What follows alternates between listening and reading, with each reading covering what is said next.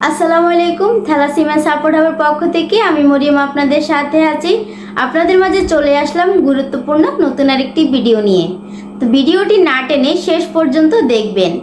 আজকের ভিডিওতে আপনাদের জানাবো থ্যালাসেমিয়া রোগীদের কি শারীরিক জটিলতা সৃষ্টি হয় এবং এর বিস্তারিত। থ্যালাসেমিয়া জনিত জটিলতা উল্লিখিত লক্ষণগুলি ছাড়াও মাঝারি থেকে তীব্র থ্যালাসেমিয়ার কারণে বেশ কিছু শারীরিক সমস্যা রোগীর দেহে লক্ষ্য করা যায়। যেমন এক, দেহে অতিরিক্ত লৌহ জমা। থ্যালাসেমিয়া আক্রান্ত রোগীর দেহে অতিরিক্ত লৌহ জমতে দেখা যায়।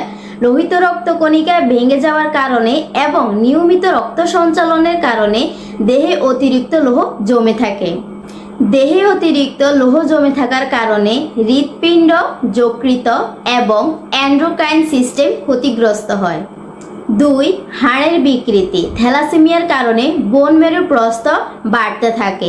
এর ফলে হাড়ের গঠনের ত্রুটি দেখা যায়, বিশেষ করে মুখমণ্ডল ও মাথার খুলির হাড়ের গঠনে।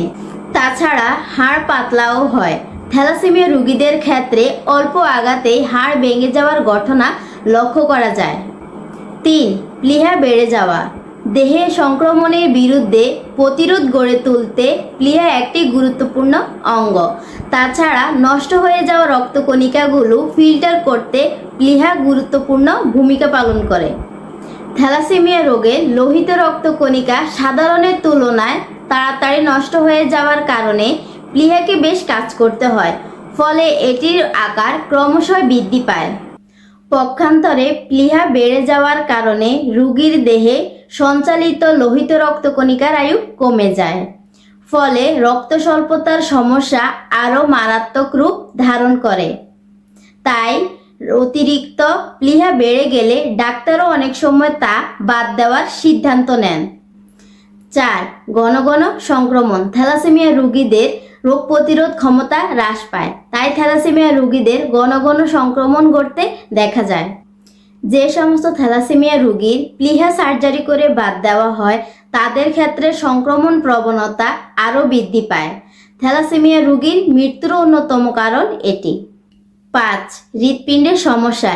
অ্যানিমিয়া এবং দেহে বিভিন্ন অঙ্গে লৌহ জমার কারণে থ্যালাসেমিয়া রোগীর হৃৎপিণ্ড দুর্বল হয়, ফলে হার্ট অ্যাটাক, হার্ট ফেলিওর প্রভৃতি সমস্যা হতে দেখা যায়। থ্যালাসেমিয়া রোগী মৃত্যুর কারণও হতে পারে এটি। সো আজকের ভিডিও পর্যন্ত। পরবর্তী ভিডিও দেখতে আমার চ্যানেলটি লাইক, শেয়ার, সাবস্ক্রাইব করে বেল আইকনে ক্লিক করে পাশে থাকুন এবং বেশি বেশি শেয়ার করে এই তথ্যগুলো অন্যদের জানার সুযোগ করে দিবেন। সবাই ভালো থাকবেন, সুস্থ থাকবেন।